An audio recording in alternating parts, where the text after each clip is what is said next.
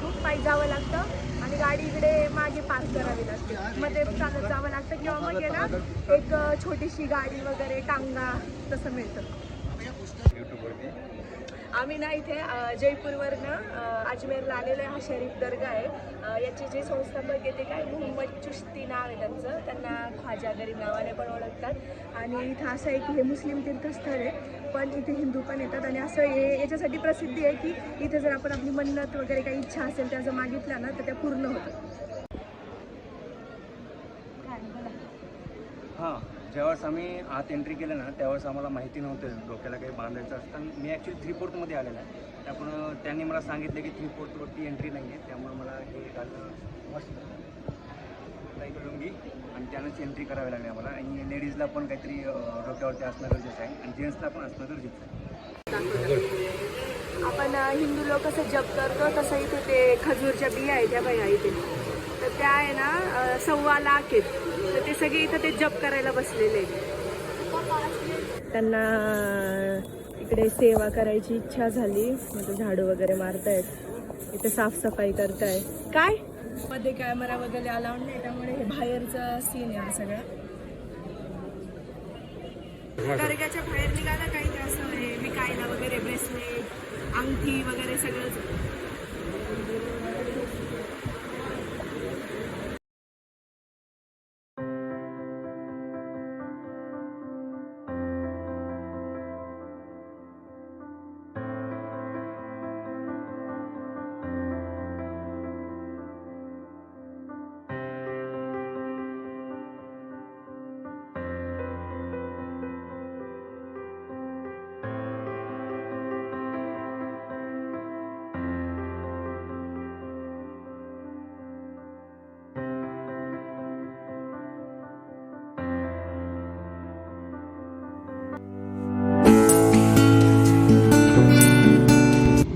सकाळपासून फिरत आमचा आता दुसरा स्पॉट हा लेक आहे, अनासागर लेक आहे. हा हे पहा, हा पूर्ण अनासागर लेक आणि याच्या साईडनं पूर्ण हा डोंगर. पण रात्री संध्याकाळी फिरण्यासाठी छान आहे. अनासागरची एंट्री इथे साईडला आहे ना, असं बगीचा वगैरे. जब भी आए ना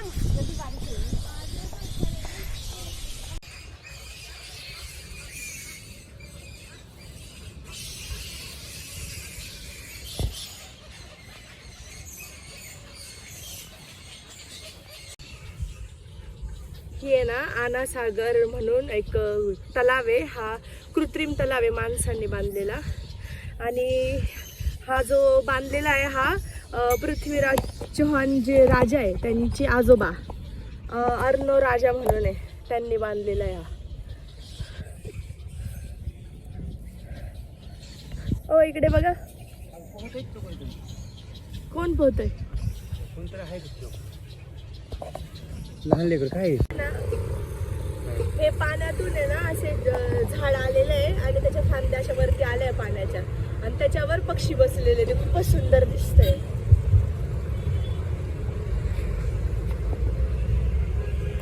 आणि ना तेव्हा तिकडे ना बोटिंग आहेत, पण सध्या बंद आहेत त्या. आणि तिकडून त्या बोट काय करतात, आपल्याला इथून तिकडे जे मेन आहे ना बेट आहे, त्या बेटावर घेऊन जातात.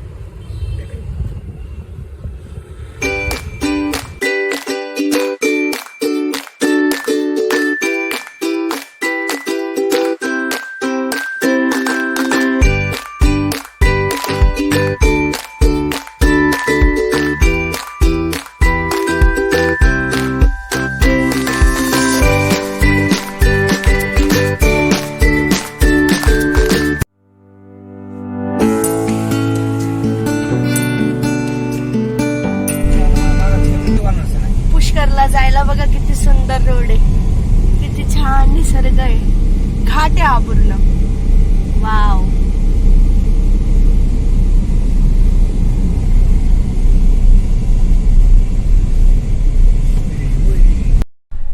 पुष्कर ह्या शहरामध्ये आलोय आणि हे ना सगळी ते आंघोळ करताय. टोटल आहे ना 52 घाट आहेत आणि असं याचा इतिहास असा आहे की इथे ना ब्रह्मदेव जे होते ना त्यांनी आपले कमळाची एक पाकळी इथे पडली आणि त्यापासून हे शहर तयार झालंय.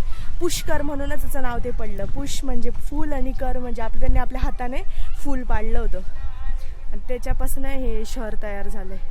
आणि आपल्या ह्या पुष्कर शहराचा उल्लेख रामायण महाभारत पुराणांमध्ये केलेला आहे. हे आपल्या हिंदूंचं खूप मोठं पवित्र स्थान आहे. महाराज ये तो ब्राह्मण का कन्या नहीं है तो दूध वाला गुजर का है. हाँ हाँ हाँ इंद्र भगवान छींक कपट से उसको ग्वालन को लाते हैं. हाँ हाँ हाँ ग्वालन समझते हो? नहीं.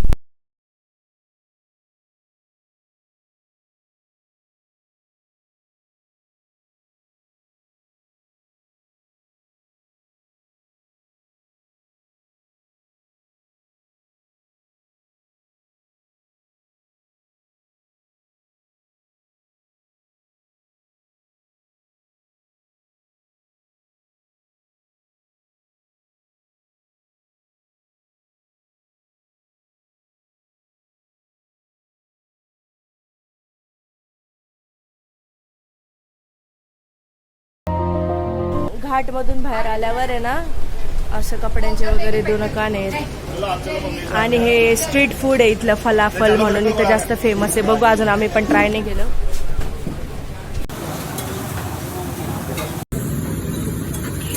कसं आहे फलाफल? आंबट आहे का? छान आहे.